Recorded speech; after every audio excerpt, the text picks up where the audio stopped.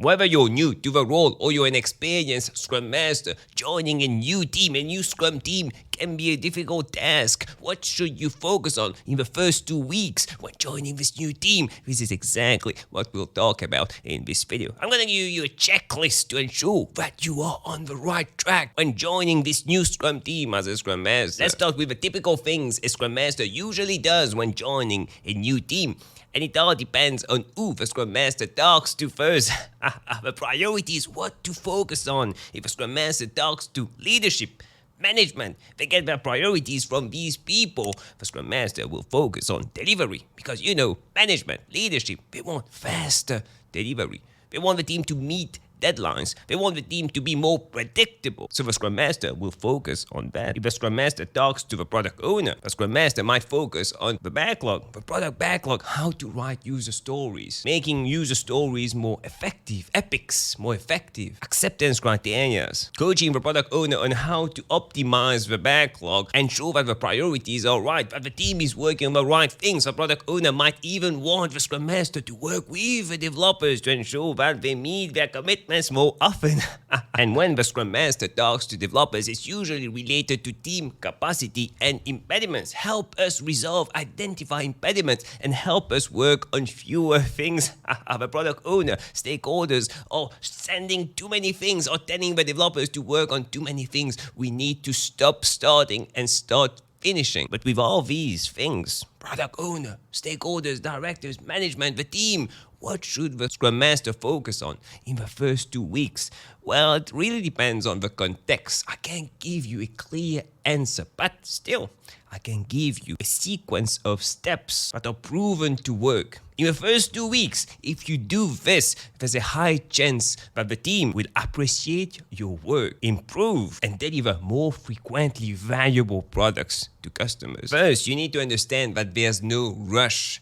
You're here to support the team, to serve the team, and you do this by teaching the team the Scrum framework, Agile principles, Agile practices, Agile values, assuming here that they will take these and improve. And you can't rush improvement. You can't force people to improve. It doesn't work. It might work in the short term, but it won't work in the long term. You are here for the long term, for the customer. So that's the first mindset that you should have. No rush. Even if management, leadership tell you that they want results right now, tell them exactly what I just told you. You can't force people to improve, which brings me to my next point. Agile principles, Agile values. What do people usually do? New Scrum Masters, inexperienced Scrum Masters joining a new team, they set up a Kanban board. They ensure that the team is doing all their Scrum events, the daily Scrum, the sprint retrospectives. They add a work in progress limit. They ensure that there's a definition of ready, a definition of done. All these things, good, excellent. But what about the Agile values, the Agile principles of the Agile manifesto? You should be starting with that, not the Agile practices. The sequence should be you start with the Agile values, and then you move on to the Agile principles, and then you move on to practices like setting up a Kanban board, the daily Scrum, the daily stand-up, all these things. It's a sequence, because if you start with the practices first, what people usually do, they start with the practices. Oh, just set up a Kanban board, just do the daily Scrum. People might not understand why they are doing these things because there's not a mindset attached to it. And the mindset, you get it from the values, you get it from the principles. So always start in sequence, values, principles, and practices to ensure that the mindset is ingrained in each one of these team members and that they don't revert back to the old habits when you leave a team, because at some point you'll need to leave a team to work with another team because the team is mature. This will never happen if you start with the practices first. Your main goal for the first week should be to observe and build a relationship with the team. Building a relationship in terms of trust and psychological safety, two things that are extremely important. You're here to serve the team, to support the team. You can teach them the Agile values, principles, the Scrum framework. You're an expert in this subject, but you're not a developer. You're not a product owner. You're not stakeholders. You don't do testing. You don't do development. You can't tell them what to do in all these fields, but you can guide them. You can ask powerful questions. You can help them resolve their impediments. And to do this, you need their trust. So build this trust first. And the second thing is psychological safety. The team needs to know that it's okay to speak up even if someone in the team doesn't agree with them. Conflict, healthy conflict is good. It's okay to experiment with things even if we fail. But psychological safety, extremely important. 2 things that you need to start working on in the first week. Obviously, it's gonna take time to build this culture of trust and psychological safety, but you need to start first week. And the second thing is observe. Don't tell them what to do right now. No, just observe. Are they doing the daily scrum? Are they doing sprint retrospectives? Just observe. Take notes. And then in the second week or the third week, you can come up with some recommendations on how you think they can improve. They might not use your suggestions, but you're here to persuade them. Yeah, that's what the Scrum Master does. Influence.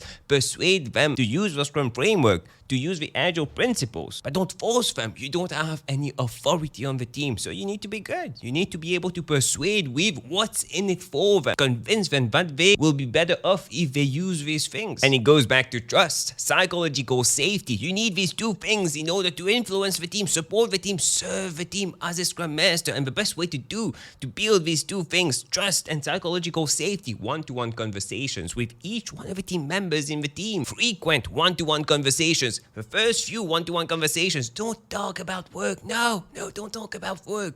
Build a relationship with that person. Get to know the person. Really be interested in knowing this person. And once you start building this trust, you can simply ask a few questions. What is their current understanding of the Scrum framework, of the Agile principles and values? Do we understand their role in the Scrum team? What's the goal of the team? What are we working towards? What are the pain points, their fears? What do they think we can work on to improve right now? Major improvement, short-term improvement, medium-term improvement, long-term improvement. Do they feel safe? Do they trust each other in the team? Do they like working with the stakeholders? Do they feel that management, the directors are treating them well? Do they have the skills, knowledge required in order to build this product? Do they feel that we are overcommitting every sprint, or management is pushing deadlines on the team? You can't get all this information without one-to-one conversations, and you can't have a conversation with a whole team because people might not feel safe. But when you build this trust, this relationship, when you get to know the person, they will open up.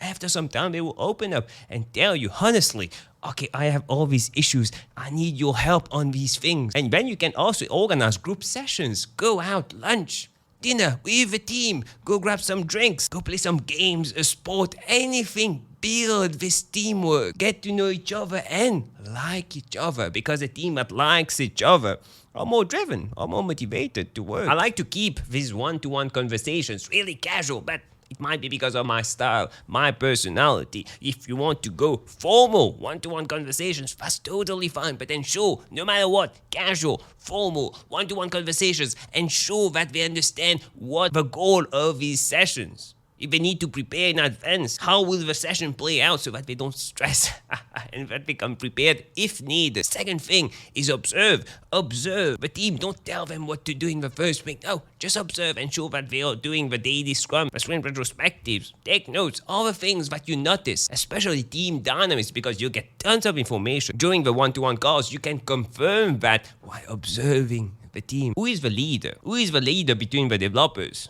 Is the product owner forcing the team to do things, overcommitting? In the middle of a sprint, is the product owner, stopping the sprint and telling them to do things that they were not supposed to be doing, that were not in the sprint planning, that are not in the sprint backlog? Are stakeholders doing the same thing? What's the relationship? All the questions that you ask in a one-to-one, you can confirm that by observing the team. Do that for the first week or even the first 2 weeks. At some point, maybe after 2 weeks, 3 weeks, you'll need to start giving some recommendations, some suggestions on how they can improve. You can be prescriptive on Agile stuff. You are the expert. You need to be confident. If you see clearly they are not doing the daily scrum, and you know in the scrum guide it said clearly that you need to do the daily scrum, you can tell them. You don't have any authority on the team, so you can tell them you need to do the daily scrum because it will help you do that. What's in it for them? Always go back. What's in it for them? Maybe they were doing the daily scrum previously. Ask them why they stopped. Maybe they don't see any value in that. Most teams that I've worked with, they don't do the daily scrums right.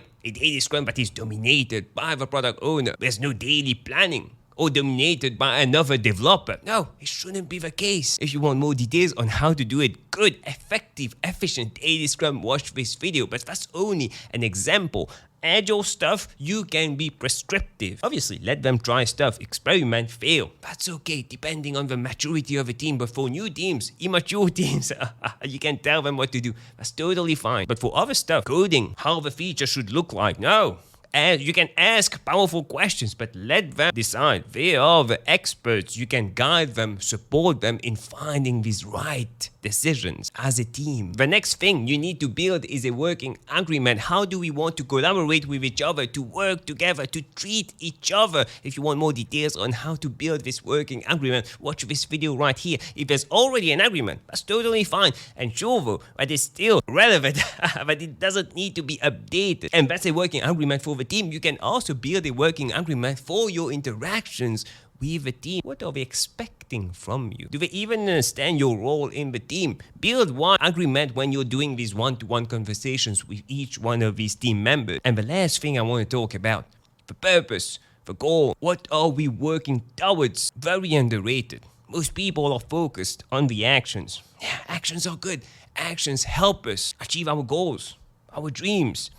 Without actions, you can't do that. But only focusing on actions, bad thing. Ask the team. Ask each one of the team members.